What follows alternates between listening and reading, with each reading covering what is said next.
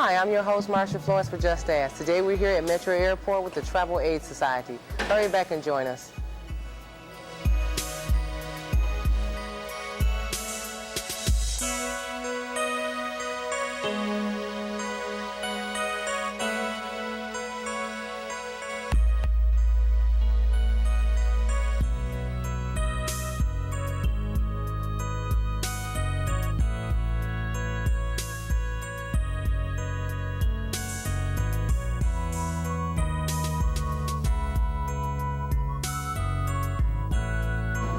Hi, I'm your host, Marsha Florence for Just Ask. Today we're here at Metro Airport with the Travelers Aid Society. We have our volunteer coordinator with us, Katie Jones. Hi, Ms. Jones. How are you? Thank you for coming out here.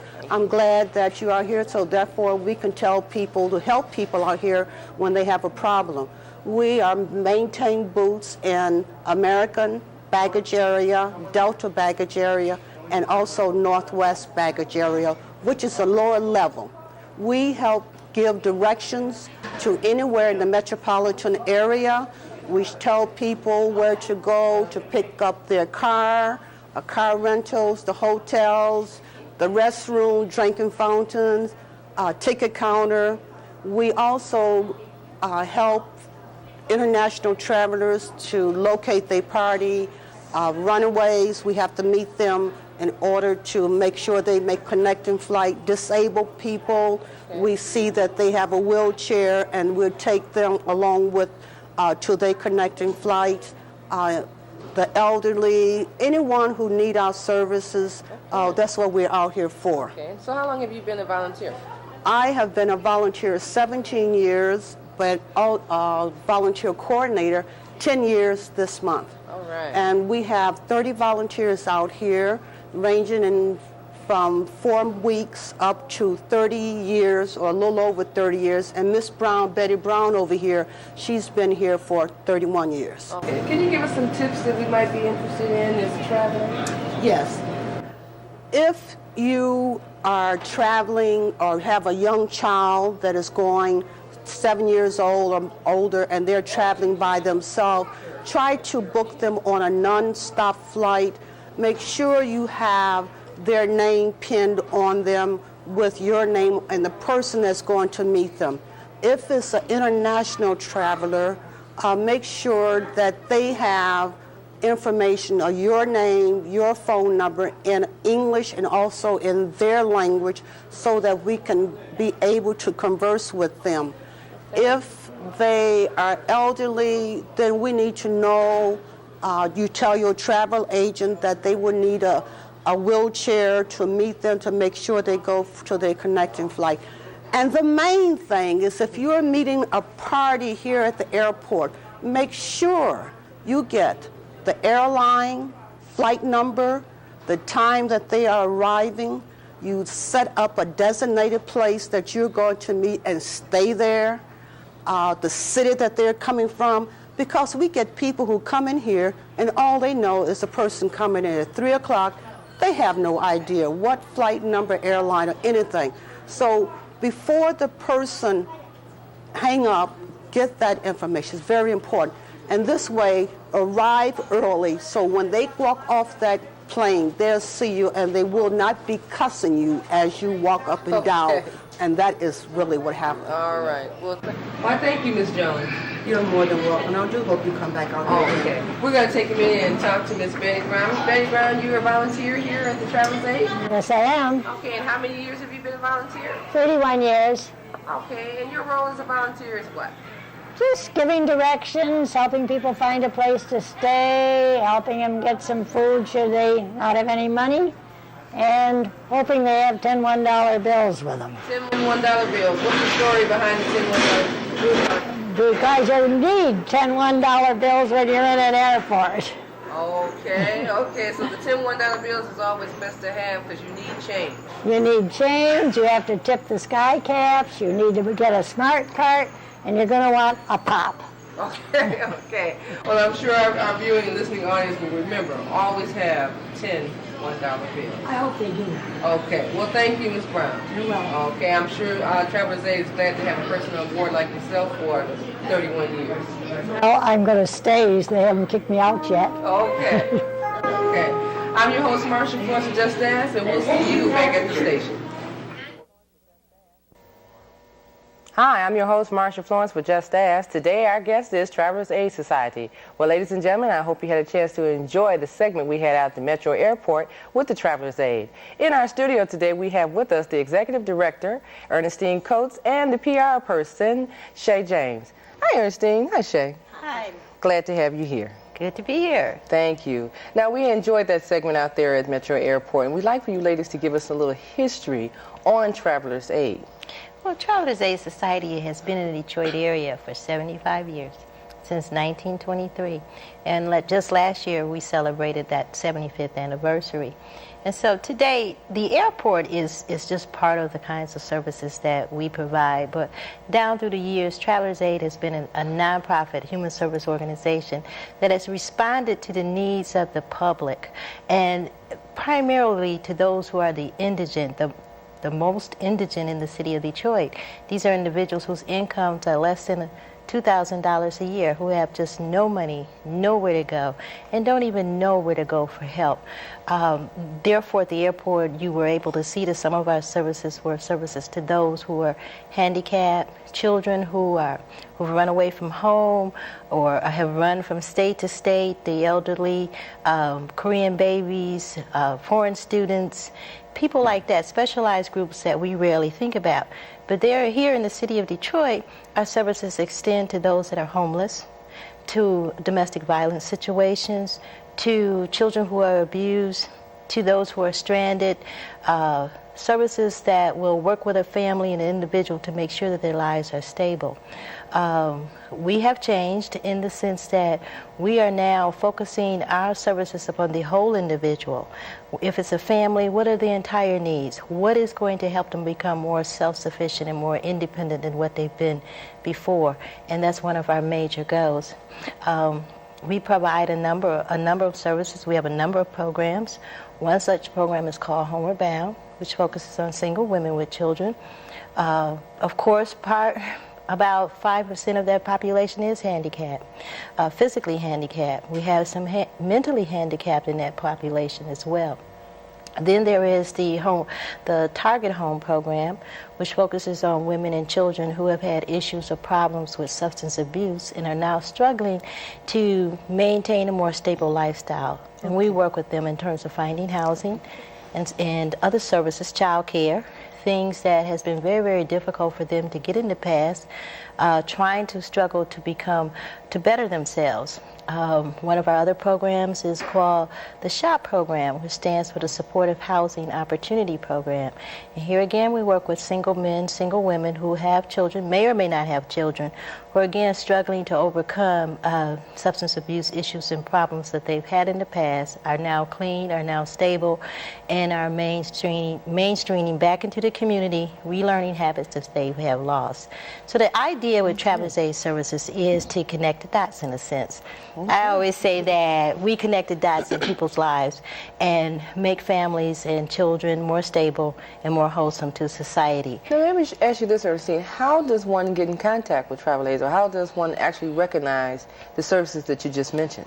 Well, we primarily get our referrals from other community organizations, other nonprofits, other human service organizations, universities, hospitals use us, churches refer families to us, and there is what I always call the Cabbage Patch, which is the word of mouth on the street. Some people just simply call and say, I need help. Okay. Now, is Family Independent Services any way related to you all? Because it sounds like part of Family Independent Services, but more extensive services. Well, Family Independent Services do refer to us for supportive services for their clients, and we do work with them, but they're not part of what we do. They just relate to us in the sense that they will refer families to us for assistance. Okay.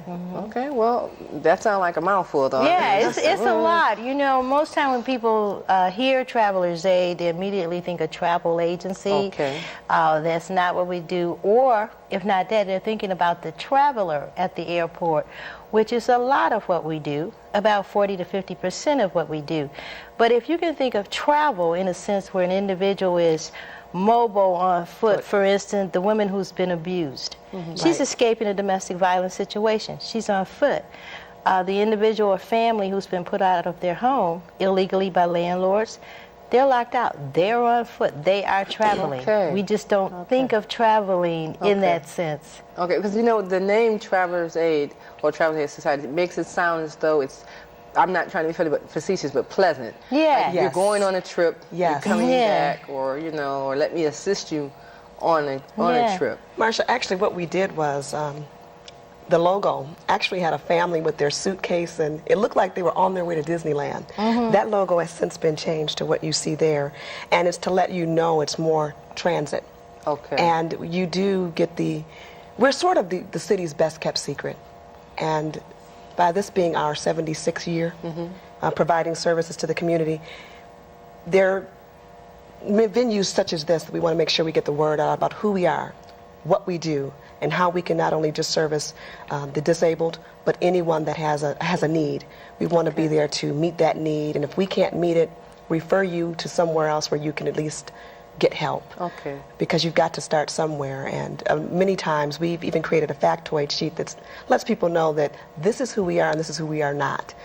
We are not a travel agency. No, Right. we cannot provide tickets for you. No, we can't get you bus tickets. No tickets here. Okay. But okay, we can. Let me ask you, what is your task force made of? So your office staff, or you know, how many people work in the office? Well, right now we have 27 individuals employed at Travelers Aid Society.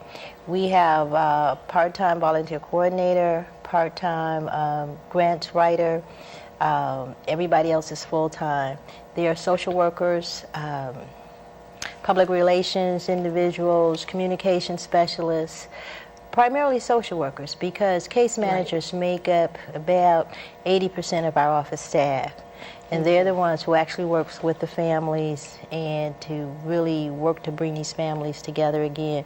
You know, one of the ways that I tend to think of it, people don't think of family dysfunction as a disability either, you know, but it is. It is very disabling and it's very crippling, and that's what we see every day. And so one of our goals is stabilizing that family unit and bringing it together. Now, so are the social workers considered having caseloads? Yes. Okay, so do cases ever close? People ever just stop participating? Yeah, they do. A case manager and the family will identify what is closure. That means that they've come to a point where the family has become stable and it's been determined success. That's one way. The other way is the family find that they can seek services elsewhere or on their own, and they do that. That can be successful. Or people just simply don't come anymore. That's very rarely. We serve about 2,500 people a year at our main office, about 50,000 contacts at the airport yearly. Okay. Now, do you have one central office, and then is there outreaches, or just one central We office? have, at this point in time, one central office located in downtown Detroit. Okay. And then the airport is where our satellite offices are. Well, they're not actually offices, they are booths at the airport. Okay. I just want to add, you just mentioned about the caseload. There is no set checklist. Once they meet all the criteria, then they're kind of pushed out the door. One thing about Travelers Aid is every case is different. Every case is unique. What happened in one person's case may not happen in the next case. So it may take that one family a year, where it takes another family 2 years. Okay. So we meet that need for as long as they need that need. There's no 6 months you need to be either fix it, move it, lose it, move on. What about job placement? Any assistance in job placement? Yes, we do that. We have an identified staff person who actually acts as the job placement coordinator for the agency, works very, very closely with unemployment programs in the area, you know, makes referrals. All of our staff refer their clients to him for placement. He does the screening. He goes out and finds employment coordinators and sits down, talks about our services, develop a working relationship, and we've been fairly successful in getting people employed. So actually, how's your funding sources? United Way funds about 23% of our funding. About 83% is the federal government, comes through the HUD grants and programs, and then the city of Detroit and the state of Michigan funds the rest. Okay. And so it's sort of diversified at this point in time. Of course, we're always looking for avenues and ways in which to extend that.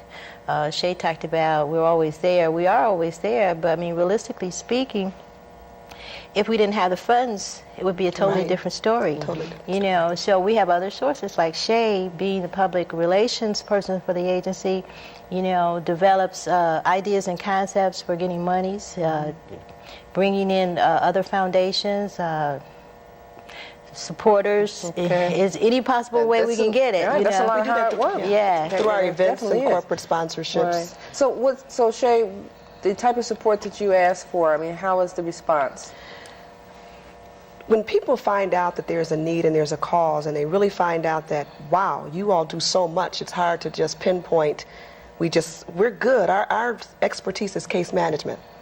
But we're good in everything that we do. And yes, I'll blow that horn, because if we don't have the answer, we're going to find the answer for you. Okay. So we're not just going to say, oh, we don't do that, or we don't accept this. We're going to find, we may not, but this shelter does, or this person does. Let me give you That's the contact. wonderful. Right. So part of my job is really to seek corporate sponsorship, not just for a one-time donation, but we want you to make a commitment to us, if it's 2 years, 3 years, but not just through money.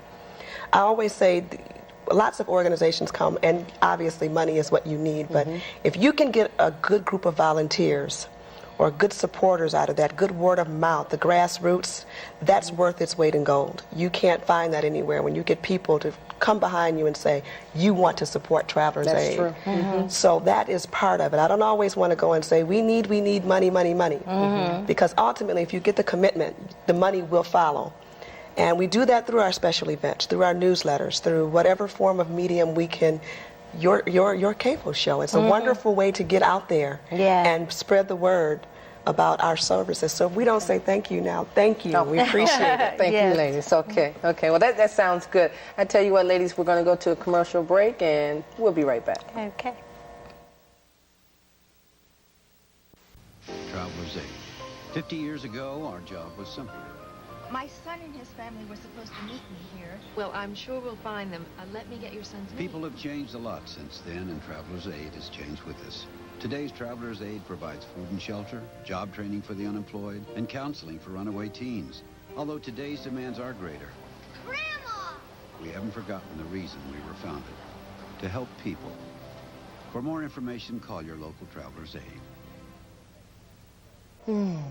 Hi, and welcome back to the second half of the show. For those of you who are just now joining us, we have the Travelers Aid Society.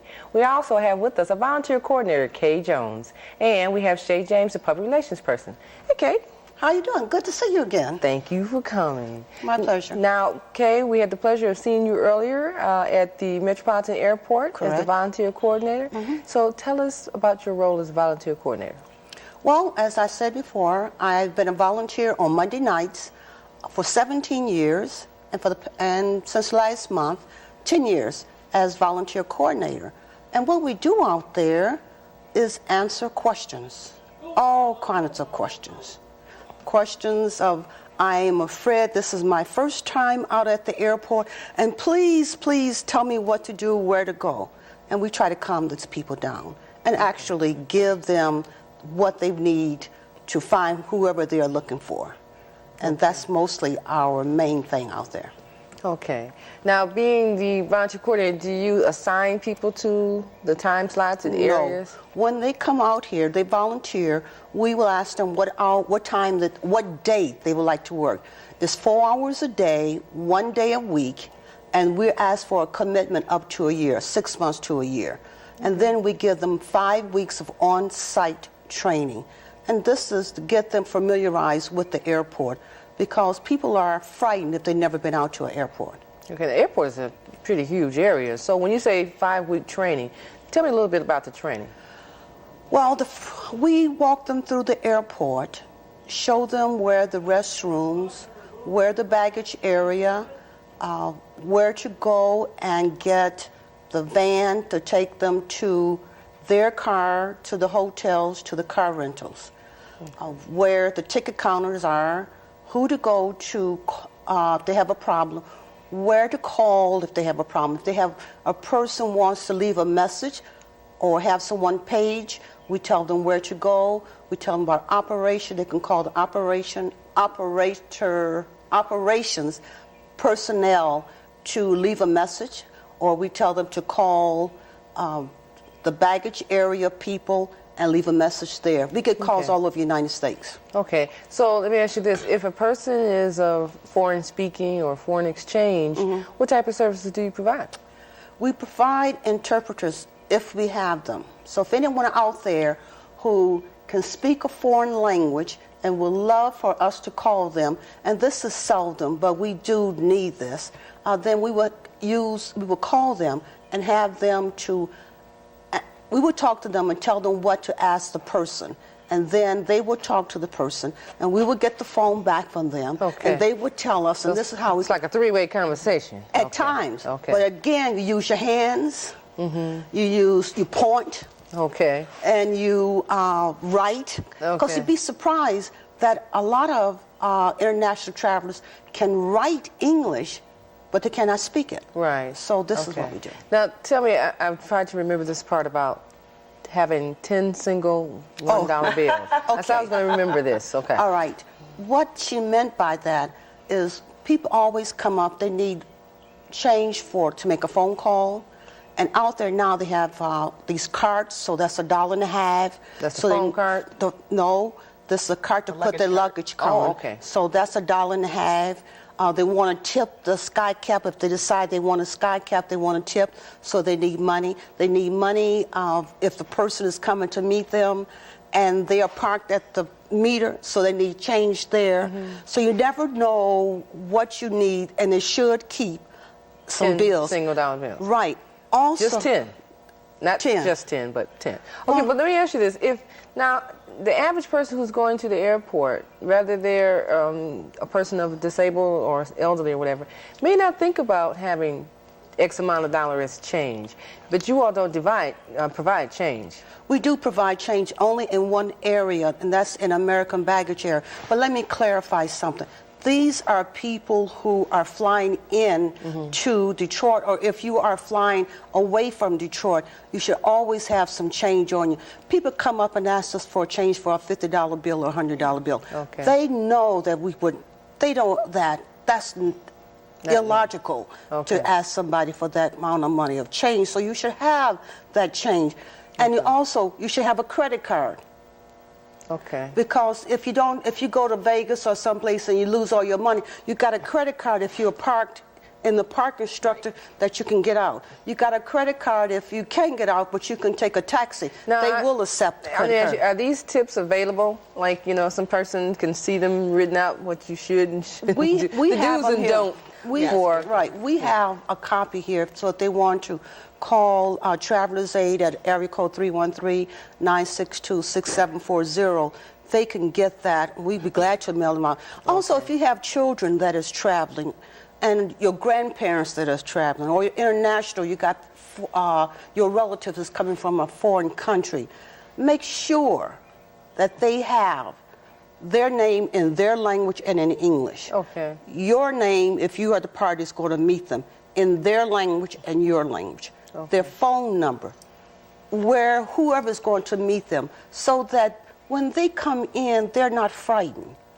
No, it's really Do you find that's most of the biggest issue, that people are frightened when they come into the airport most of all? Can you imagine someone a student coming here to study at Wayne State University, and they've never been to the United States before, and they step off that plane and they don't really speak good English.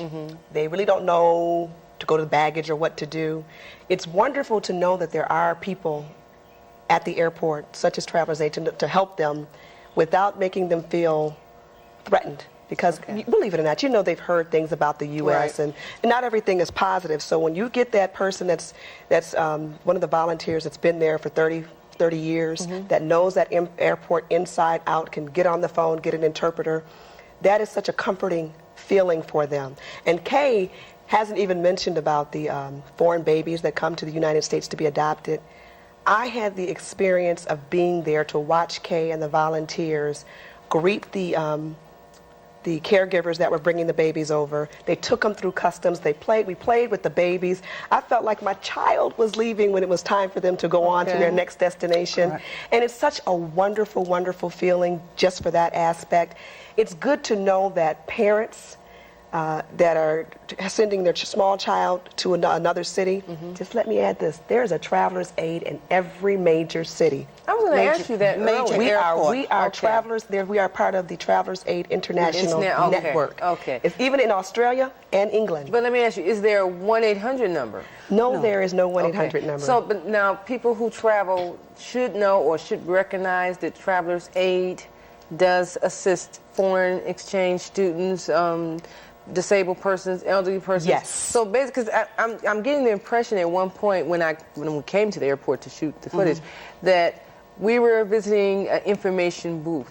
It's similar to an information booth. And I want to backtrack a little bit.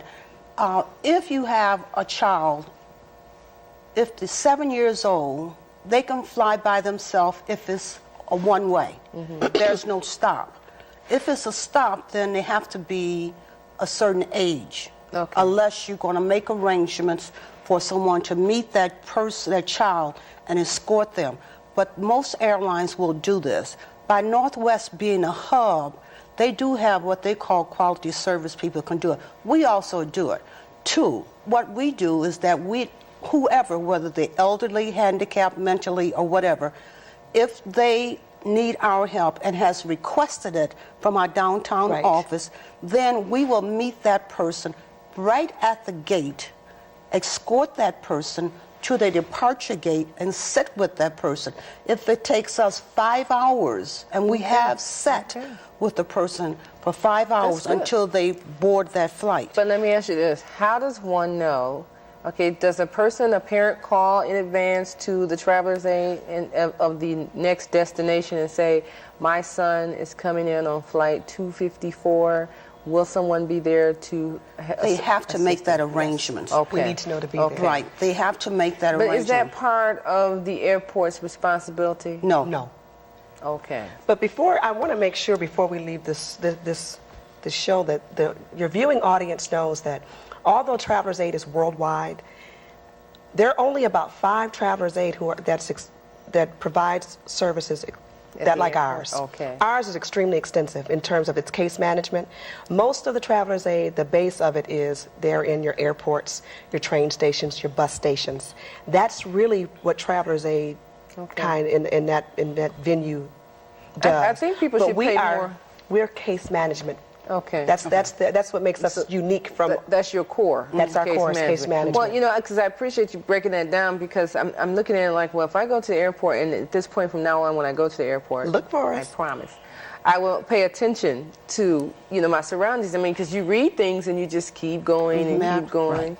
And I can tell overall from the conversation we had earlier with the executive director Ernestine Coates and Kay Jones yourself, that Travelers Aid has a multifaceted of services that it provides, and I think from the viewing and listening audience watching the show, they will learn that you can call for Travelers Aid and ask numerous questions and probably get numerous responses. Yes. So, we definitely want to get the phone number again. Can we get the Certainly. number? That telephone number is area code 313-962-6740. Okay, so Shay, what I'm asking is that if someone wants to volunteer, they could call. Call me, please. I need volunteers. Yes, we need volunteers. We have a couple types of volunteers. We have our airport volunteers, and I am so proud of them because it takes a lot to be an airport volunteer. And they've been out there from 2 weeks to 40 years. They know that airport. Yeah. But we also need volunteers to help us in our downtown office. And you may not want to be able to go way out to the airport. Okay. And just keep in mind City Airport. They're coming alive, and we're going to want volunteers out there. And we work around your schedule. We need you. We can't do it without you. We can get out there and spread the word, but All right, ladies. We're there for you. That's good enough for us. Now, would you do me a favor, Kay Jones? Please tell Miss Betty Brown, 30 years volunteer. Yeah. We said hello and thank you very much for I most certainly introducing will her. tell her that, and I Okay. would tell her that you asked about the $10, $1 That's bill. how I made sure. And Marcia, Okay. thank you again. We really Right. appreciate We you did. taking the time and being Okay. with us. Well, thank you. Well, ladies, we're going to close up on this segment, but please feel free to come back and join us anytime. most certainly will. Any information you want to convey, drop us a line, let us know, and we'll definitely pass it on to our... Right, and if you care to come out to the airport, I really would show you how we train, and this way you can get really a good feel. And so next time you walk through an airport, you will know how to act. Okay. I'll wear my gym shoes. Okay.